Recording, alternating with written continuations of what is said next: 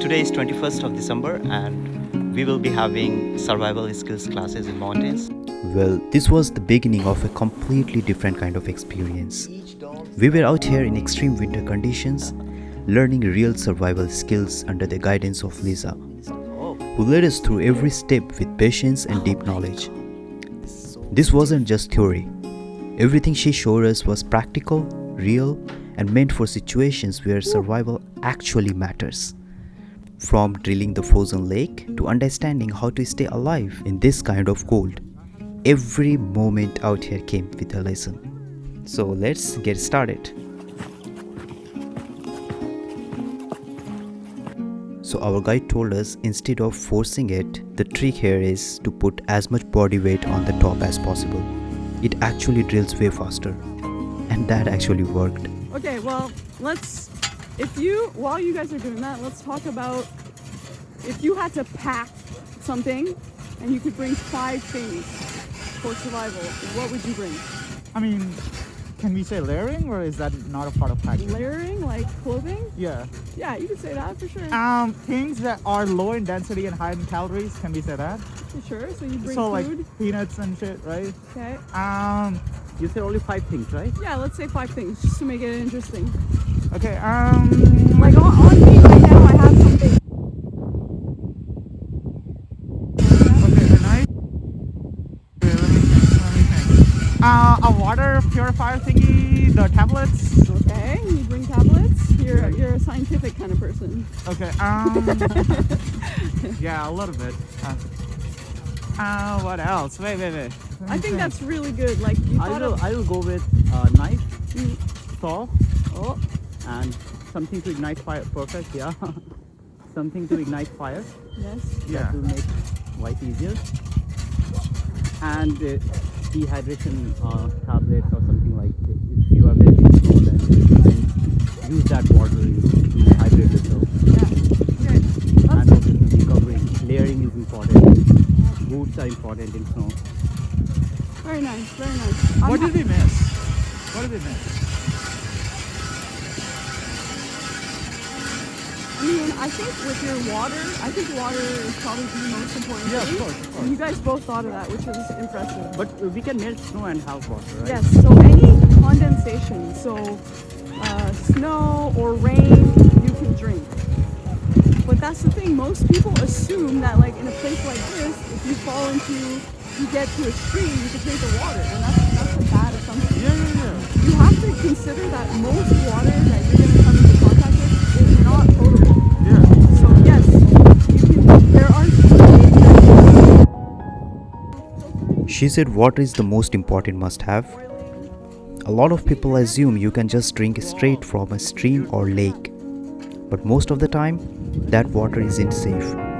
She explained that untreated lake water can cause something called beaver fever, which can make you really sick. That's why she stressed purification tablets or at least a canteen so you can boil the water. Filtrations helps too. Even a plastic bottle flipped upside down with charcoal and rocks can help. She did mention though, if you have absolutely nothing, drinking directly from a lake can be your last resort, because symptoms usually take around 48 hours to show, so you'd have a bit of time to get help.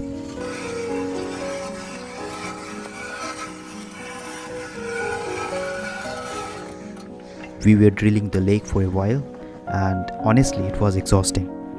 Then suddenly a lady showed up with an automatic drill. Felt like an angel had arrived. Using that thing was actually so much fun.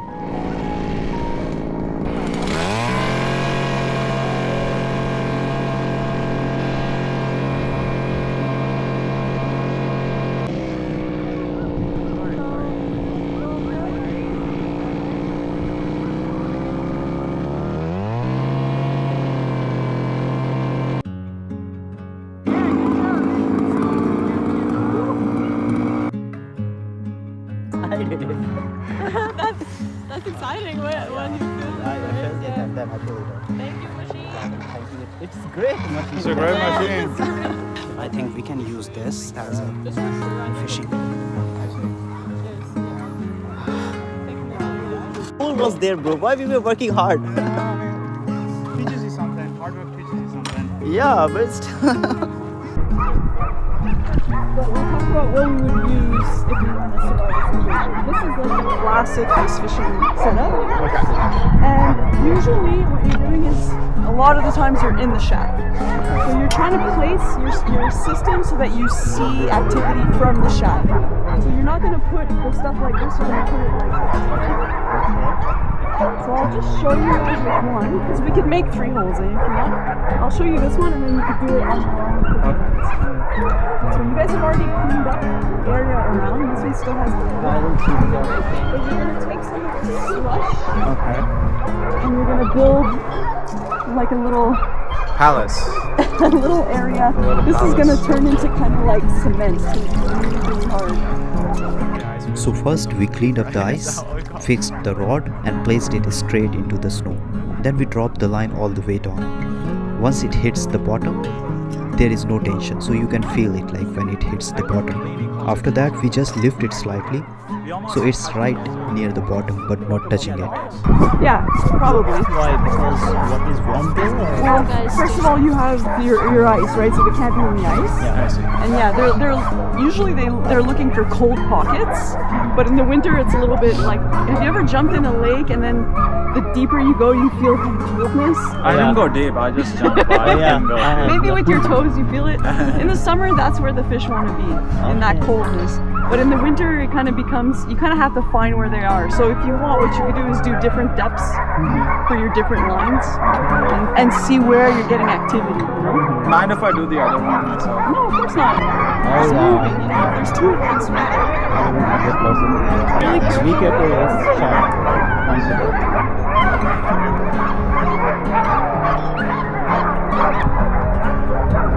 Oh, I see. Yeah, I see. Yeah, it's just like. So the reason why these things are so colorful is so that you see the motion from far. Like if you're sitting over there in your shack, you see it go down. So I want to talk to you guys about how you could do this in a survival situation, okay? Well, one thing our guide showed us was this survival cord, and I didn't realize how useful it actually is. From the outside it looks like just a normal rope, but once you tear it open, there are multiple strands inside.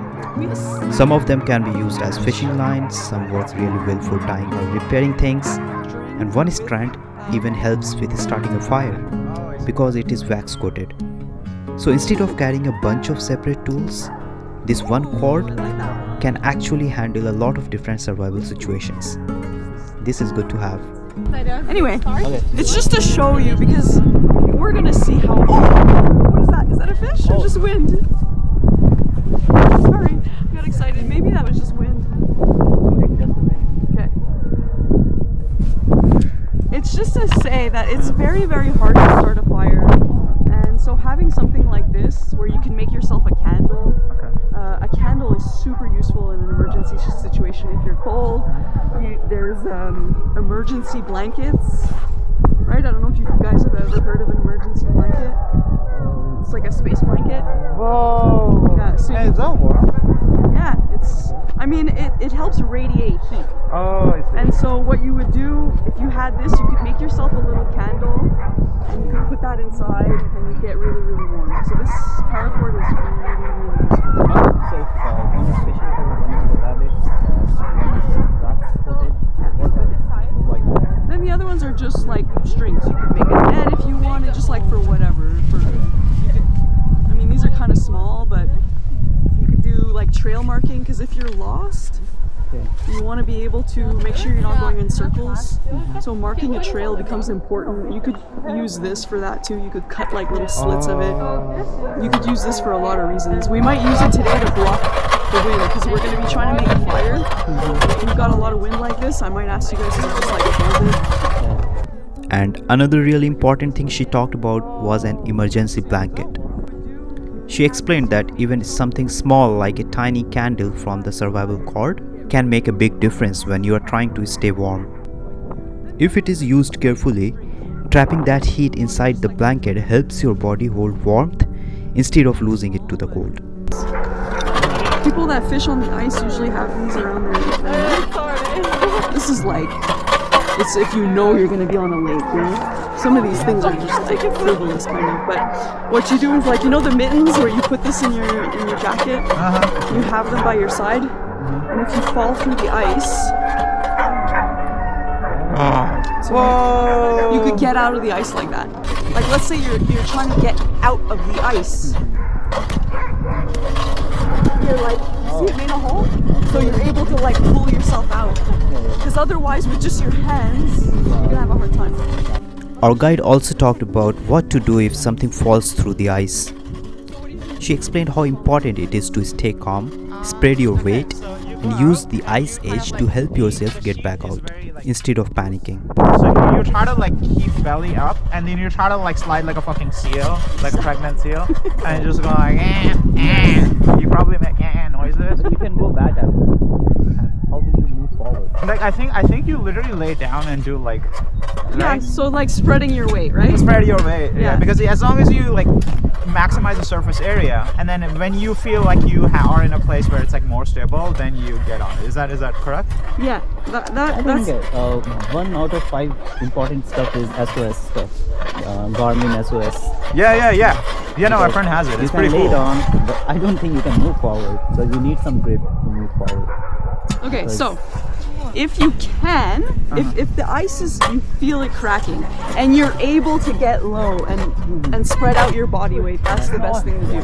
Okay. Because the more weight you have in one point, more stress you're putting on that ice. Okay. But the reality is, what's probably going to end up happening is you're just going to go straight through. And what you have to do in that situation is go like this. Okay? If the ice is breaking under your feet, so then when you go through the hole, you didn't go through because you put your arms out. So now you're like the ice is up to here, right? Oh, I see. What if you tap down as well?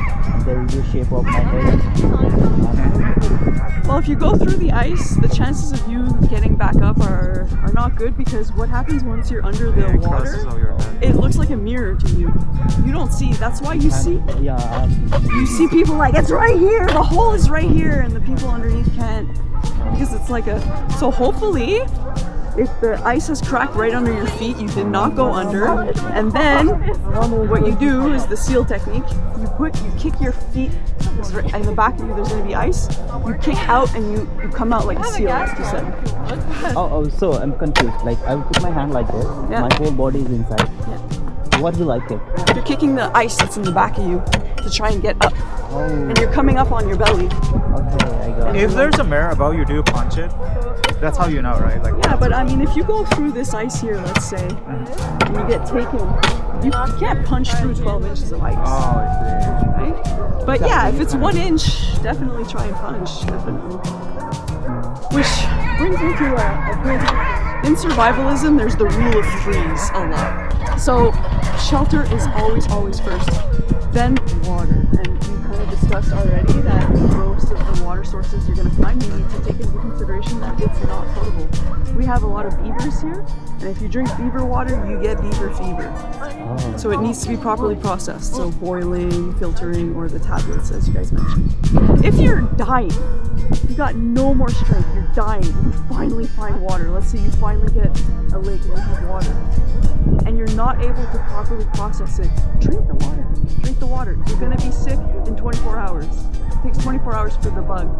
You just added yourself a day. You know what I mean? So you got to make sort of decisions. But so the 3 priorities. And then there's the rule of 3 it starts with 3 seconds of inattention. Okay, when you're out there, the last thing you want to do is get hurt. Okay, you don't want to break your ankle, so you have to be really deliberate in all your movements. You want to make sure you're not getting hurt. So 3 seconds of inattention, they tell you, just to make sure that you're paying attention and that you're not going to get hurt. Then after 3 seconds, it's 3 minutes of, what do you think? 3 minutes of what? Looking for a place. What can you not go 3 minutes without? breathing. Exactly. Oh, okay. That's good. Yes. So underwater for 3 minutes. If you make a shelter and smoke is coming into your shelter, 3 minutes of that. Okay? So 3 minutes of that. Then after 3 minutes, it's 3 hours. What do you think that is? And these are just guidelines, okay? 3 hours. 3 hours. What do you think happens? Yes, hypothermia. So it's just a guideline. It could take more than 3 hours. It could take less than 3 hours. But let's say you fall into the water and you get wet. You have about 3 hours to start getting an external heat source.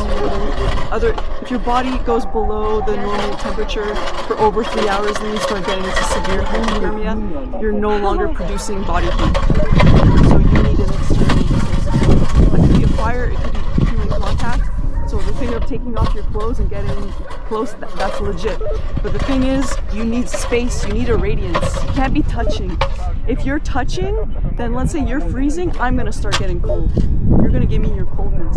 So you just leave a radiance. So you're very, very close with the space, then you'll start getting hotter. A blanket, an emergency blanket like that, that's perfect. A candle with an emergency blanket, that's gonna work. So that was 3 hours. Then it's 3 days. 3 days. 3 days. Food and water. Yeah, water. A lot of people say 3 hours, but when I say 3 hours, they say water. I'm like, you're gonna go to the house 3 hours. So 3 days. So that, it's like, if you get stranded on your first day, it's like one time you have 3 days to get water. Okay? And then after 3 days, it's 3 weeks. That's cool. You say you fast. Some people cannot grasp that you could go 3 weeks without food. Okay, so it's not, and you want to conserve your energy. So don't go crazy trying to hunt or whatever. You know, you want to trap instead of hunting. You're like taking advantage. You're not like going out there and expending a bunch of energy. You could go 3 weeks without food. And then they say 3 months without any human contact. Okay. I've done that. I'm like, I'll take that any day. I was alright. Yeah, it's just a saying. Your spirit, your state of mind is really important. And here comes the interesting part. They're there to kind of help. Our guide explains something called the rule of 3, and it really puts survival into perspective. First comes shelter, then war, and then fire. She says survival often comes down to time. Again, here is also 3. 3 seconds of inattention can change everything. 3 minutes without air, like underwater or from smoke in a shelter, that can be dangerous. 3 hours if your body temperature drops and hypothermia sets in. And you can survive about 3 days without water, 3 weeks without food, and even 3 months without human contact. It really shows how quickly things can escalate out there. So there you go. Those are the rule of 3s, and then like the rule of 3 comes back so much in survivalism that like a triangle, or let's say you're trying to get a plane to see you. You make 1 smokestack, and we'll make 3. That's like there's no dispute that that's a sign for help. You put it in a triangle form, or just like. Oh, really? Yeah. So triangle 3 fires is SOS. Yes. Okay. Yeah. It's internationally recognized. Okay. Smokestack, 3 piles of stuff, 3 like. I will make a note of all this.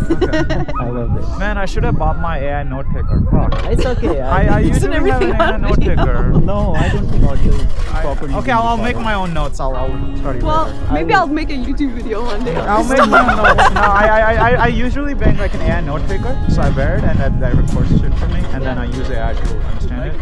It's fine, never mind. Well, it's not too late, right? Don't Don't worry, you're not in a survival situation. No, It's I okay. just like remembering. Don't I will need make a note. Plus Google will tell you. And that's where we wrapped up the second part of this series. If you have not checked the first part, it should be somewhere on the screen. Go and check it out. So here in this series we learned about the rule of 3 and how survival really comes down to priorities. In the next part, I'll be sharing what our guide taught us about edible plants that contain protein, how to make fishing hooks using natural materials, and why rocks that stay underwater their whole life can actually explode in fire. We'll also get into catching the fish, trying the raw liver, and carrying the fish all the way up the mountain. That's coming up next. See you there.